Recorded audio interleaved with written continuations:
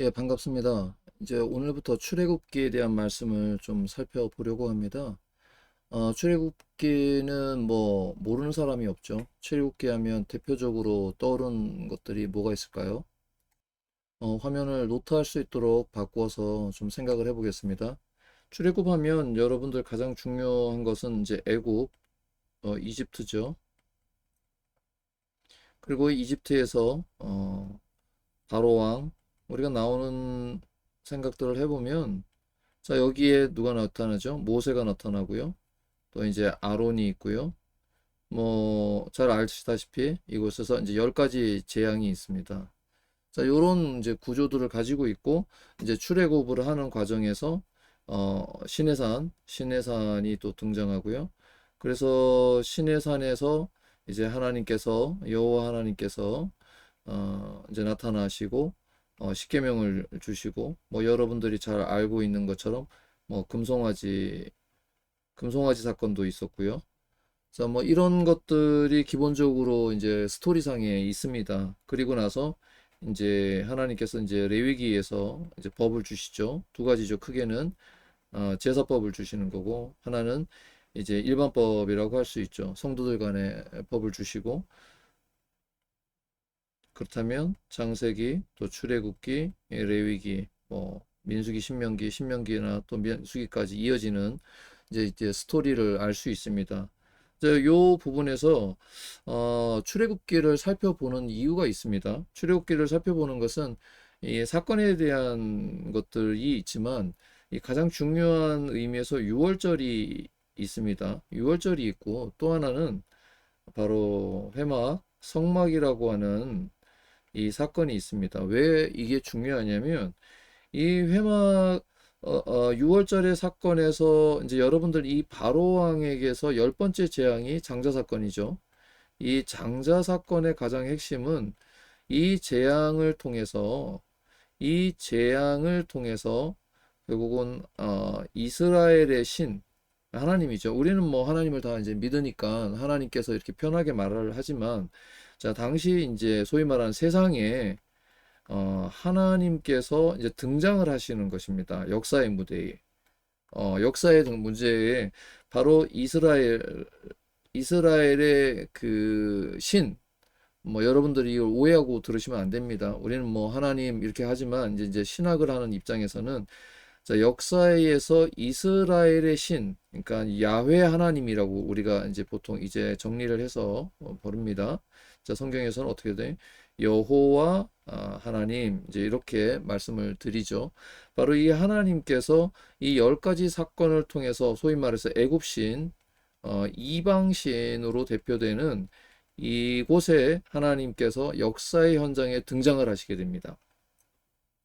자, 이 등장하시는 사건뿐만 아니라 이 시내산에서 모세에게 명령을 하죠. 그 명령은 뭐 우리가 잘 알고 있는 십계명도 있지만 더 중요한 것은 성막이죠.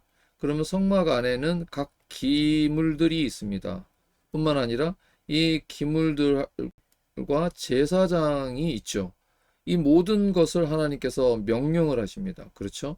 그 명령한 결과가 무엇이냐면 이 성막에 하나님, 이제 우리가 구약을 할 때는 가능하면 여호와 하나님 이렇게 좀 표현하면 좋을 텐데 여호와 하나님께서 임재하십니다. 임재한데 이거를 우리가 좀 우리말로 하면 거하신다 이렇게 표현을 할 수가 있습니다.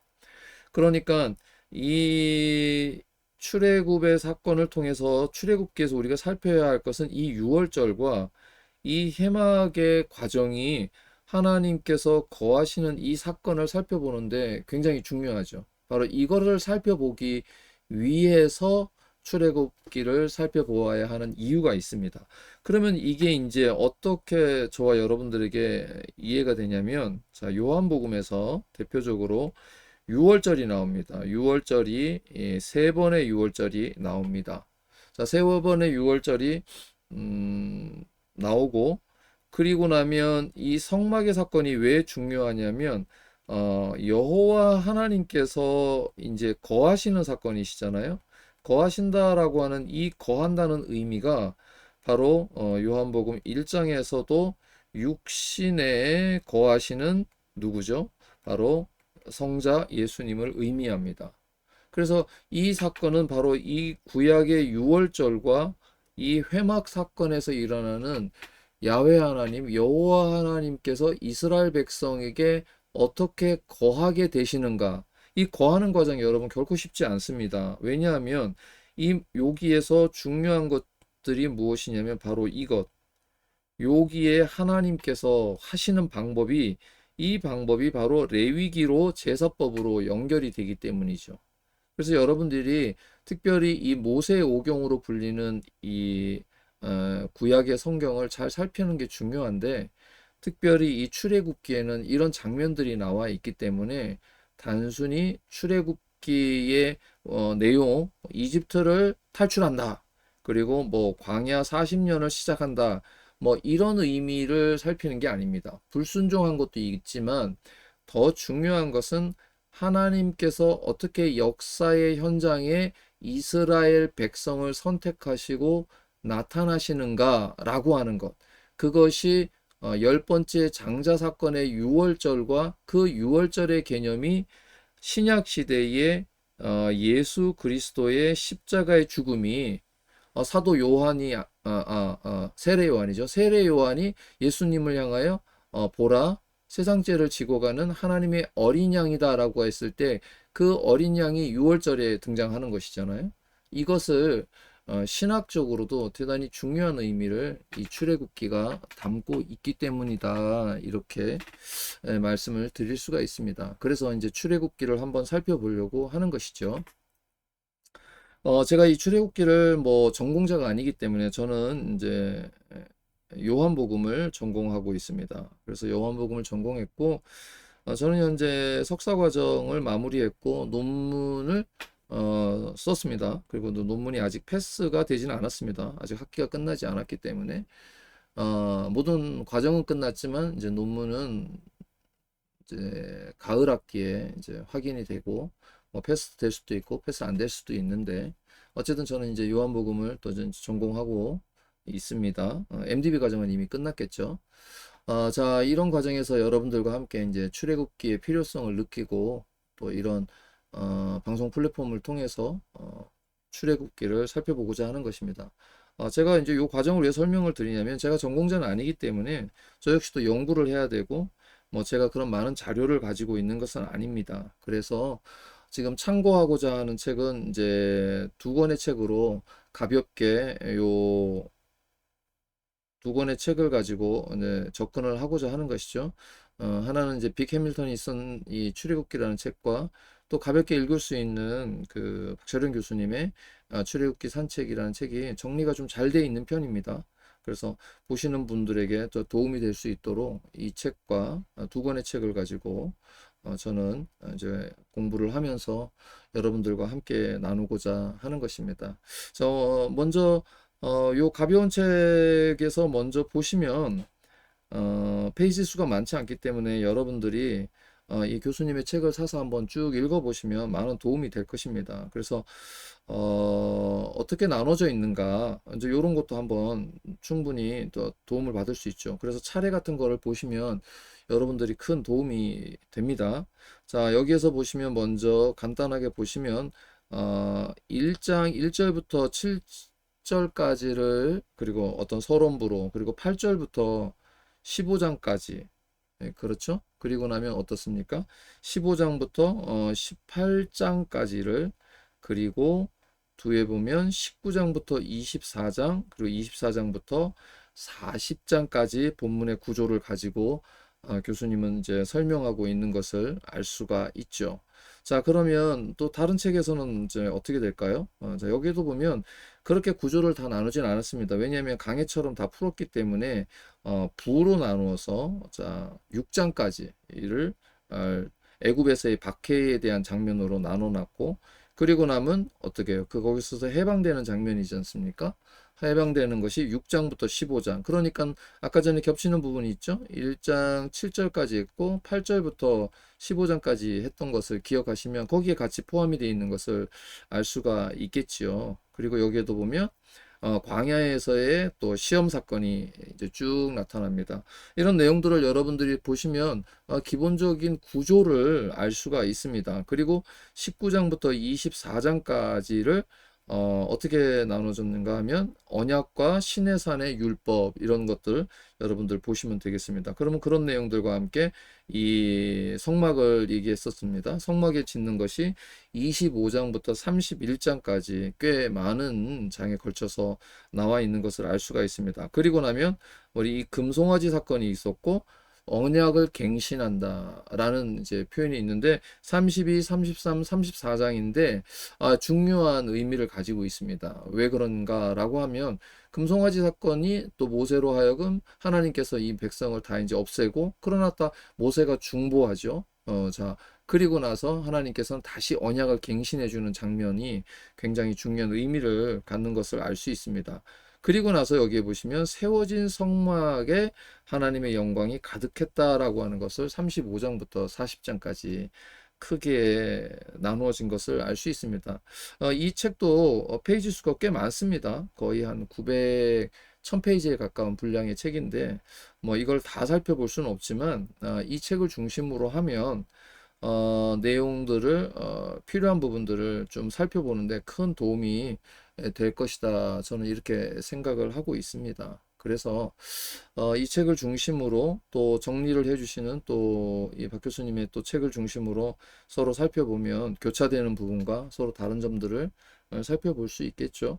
그리고 이분이 쓴 책 중에서도 모세오경이라는 책이 따로 있는데 그 책은 제가 그렇게 뭐 하지는 않을 것 같습니다. 참고하지는 않을 것 같고 이 두 권의 책을 중심으로 하면 이곳에서 뭐 깊은 신학의 의미까지 다루고자 하는 것은 아니고 여기에 나타나 있는 특별히 이 해밀턴이 쓴 책에서 이런 큰 타이틀로 되어 있는 것을 보시면 대체적으로 금방금방 알 수 있습니다. 그래서 이런 큰 타이틀을 중심으로 해서 바로바로 넘어가면 그 의도와 의미를 쉽게 이해하고 스토리 구조를 가질 수 있습니다.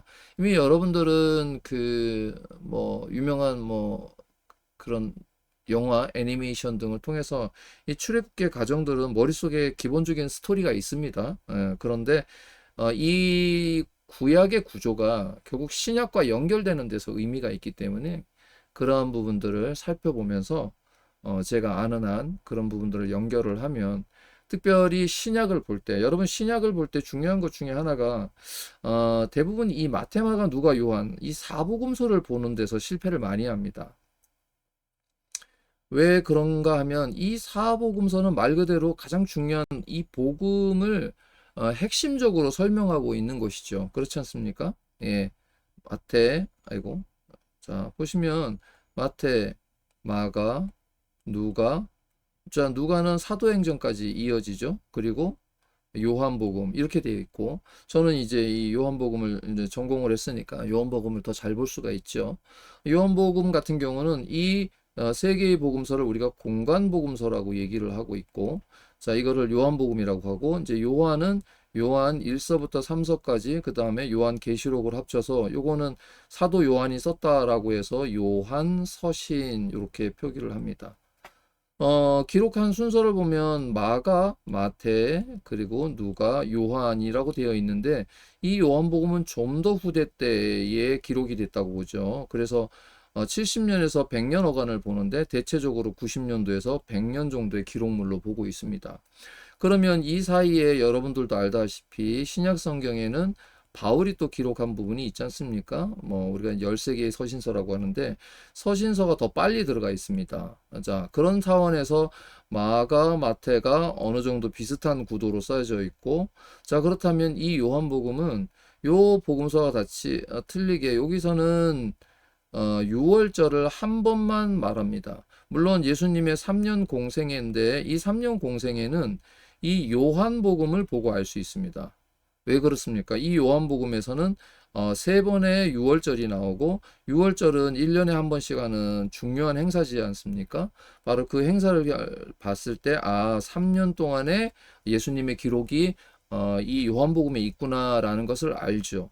그리고 이 세 개의 공간복음서는 주로 갈릴리를 중심으로 하고 이 갈릴리에서 예루살렘을 향하여 오는 이 과정을 중요한 사역지로 삼고 있다라고 하면 이 요한복음에는 예루살렘, 물론 갈릴리 지역도 나오지만 예루살렘을 중심으로 해서 이 근방에서 일이 이루어집니다. 여러분들이 알고 있듯이 자, 1장 1절부터 18절까지의 말씀, 그리고 19절부터 가나 혼인잔치의 첫 번째 기적 사건, 그리고 6월절이 가까워 왔을 때에 성전에 입성하실 때 이 성전 입성 사건, 그리고 5장에서 6장으로 이어질 때 여러분이 잘 알고 있는 오병이어 사건이 크지요. 이 오병이어의 사건도 그리고 나서 11장에서 다시 6월절을 중심으로 하고 12장에서는 입성을 할 때 어떻게 입성을 합니까? 뭐 왕이여 호산나 뭐 이런 거 여러분 잘 기억하실 겁니다. 이렇게 예수님께서 예루살렘을 입성을 하는 입성을 중심으로 두고 벌어지는 사건이 일어납니다. 그렇기 때문에 이런 과정에서 이곳에 담겨져 있는 6월절의 의미, 그렇죠. 예수께서 죽으셨던 십자가의 사건의 의미를 살펴보려면 이 출애굽기의 사건을 살펴보는 것이 굉장히 도움이 된다라는 것을 말씀드리고 싶은 것입니다. 따라서 왜냐하면 여기에서 보시면 어디죠? 제가 정확하게 기억은 안 나는데 자, 이 6월절 첫 번째 사건을 두고 가나에서 요게 한 2장 후반절에 시작되는 사건인데 2장 후반절의 사건이 되면서 이 사건을 하고 나서 사람들이 성전에 들어가서 여기 2장 초반부가 가나 혼인잔치지 않습니까? 그 후반부에 가면 6월절 사건에 보면 사도 요한이 이렇게 얘기를 합니다. 성경에 기록된 것을, 이게 예수님을 믿는 것이죠. 그런데 성경에 기록된 것을 믿는다라고 말합니다. 그러면 이 성경은 무엇이냐라고 하면 바로 이렇게 모세 오경과 선지자들이 쓴 선지서들이죠. 글과 그리고 시편의 글들을 말하는 것입니다. 그러니까 이 당시의 성경은 바로 이것을 의미하는 것이죠. 그랬을 때 유대인들은 이 성경의 말씀을 믿었을 거 아닙니까? 그런데 실제 역사의 현장에서 오신 예수님을 어떻게 믿었을까요? 안 믿었을까요? 믿지 못했죠. 예, 믿지 않았지 않습니까? 그렇다면 사도 요한이나 마테마가 누가 요한이 바로 이 복음의 엑기스, 이 복음이라고 하는 이 가장 중요한 엑기스를 이 복음서에서 나타내고 있기 때문에 이 방송을 보시는 여러분들이 다른 그 성경의 말씀도 좋지만 그 말씀은 오늘날 우리에게 필요한 말씀으로 해석해서 듣지 않습니까? 그러나 그 당시에 복음서를 쓴 기자들은 누구에 대해서 이야기를 하는 것이죠? 가장 중요한 것은 이 복음서는 바로 뭐 두말할 나위도 없습니다. 가장 중요한 것은 바로 예수님이 어떤 분이신가를 얘기하는 겁니다. 예수가 어떤 분이신가가 바로 이 복음의 엑기스입니다. 그러니까 여러분들이 이것을 집중하셔야 됩니다. 여러분들이 예수님을 우리가 믿습니다라고 말하지만 우리가 예수님을 믿습니다라고 할 때 가장 중요한 사도신경의 두 번째 고백을 보시면 첫 번째 나는 믿습니다. 누구를 믿습니까? 하나님을 믿는 것이죠. 그리고 두 번째 믿습니다라고 할 때 누구를 믿습니까? 성자 예수님을 믿는 거고 맨 마지막에 나는 믿습니다. 세 번째 누구를 믿습니까? 그러면 성령 하나님을 믿습니다. 이렇게 되는 것이잖아요. 그럴 때 요 두 번째 나는 믿습니다. 예수께서 동정녀 마리아에게서 탄생하신 사건, 그리고 그가 본디오 빌라도에게 고난을 받은 사건, 십자가에 죽으신 사건, 그리고 무덤에서 부활하신 사건을 믿는다는 것입니다. 그 내용이 왜 의미가 있는지에 대해서 설명하고 있는 것이 바로 이 사복음서에서 나타나는 것이죠. 그 사복음서에서 바로 무엇을 예수가 누구이신가를 말하고 있는 것이죠. 그런데 사복음서가 똑같이 이야기하는 것은 아닙니다. 마치 어떤 그 건축물이든지 모양을 바라보고 그 모양을 바라보는 사람에 따라서 다르듯이 마태, 마가, 누가, 요한은 각각 예수님을 어떻게 바라보는가를 가지고 우리에게 복음을 설명하고 있기 때문에 우리는 그냥 예수님을 한 분 예수님으로 믿는 것은 당연하다. 그럼 네 분의 예수님을 믿으라는 뜻이 아니죠. 그 한 분의 예수님을 마테, 마가, 누가, 요한이 바라보면서 우리에게 설명해 주시는 그 풍성함이 바로 이 복음에 드러나는 것입니다. 우리가 그 예수님의 이야기를 듣고 싶은 것이잖아요. 그런데 안타깝게도 우리는 어떻습니까? 오늘날 우리에게 필요해서 적용되어지는 말씀으로만 생각을 하는 것이죠. 그러다 보니까 특히 아까 말씀드렸던 그 레위기라든지 이런 부분에 대해서 우리는 어떤 생각을 가집니까? 조금 어렵게 생각을 하거나, 왜냐하면 오늘 우리에게 뭐 제사법이 적용되는 게 아니지 않습니까? 그런데 제사법은 적용이 되지 않지만 이 레위기에서 가지고 있는 그 제사의 의미는 그대로 오늘 우리에게도 적용이 되고 있습니다.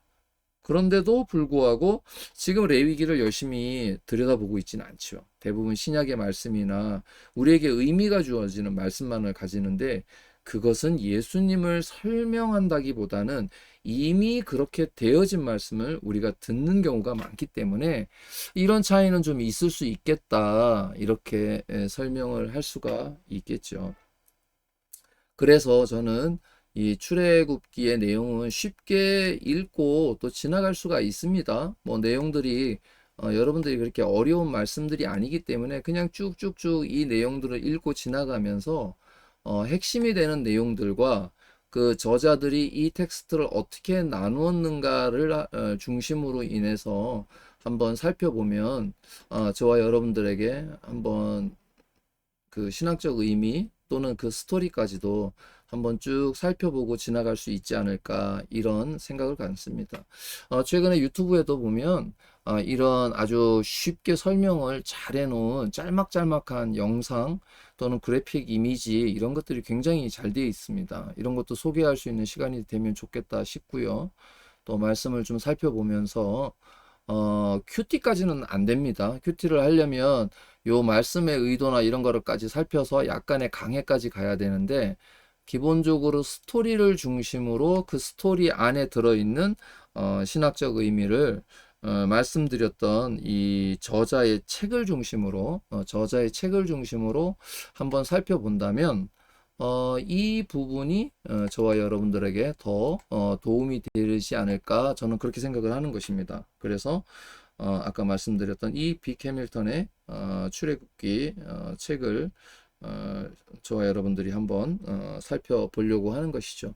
혹시 구입하실 수 있다면 구입하셔서 또 보시는 것도 뭐 나쁘진 않을 것 같다, 이제 저는 이렇게 생각을 합니다. 감사합니다. 오늘은 서론격으로 요거를 왜 해야 되는지에 대해서 한번 설명을 좀 드렸고요. 다음은 제가 제시했던 요 책들의 내용들을 좀 중심으로 해서 살펴보면 여러분들에게 출애굽기를 살펴보는데 큰 도움이 될 것이다, 이렇게 말씀을 드리겠습니다. 감사합니다. 오늘은 여기까지 하고 마치도록 하겠습니다. 고맙습니다.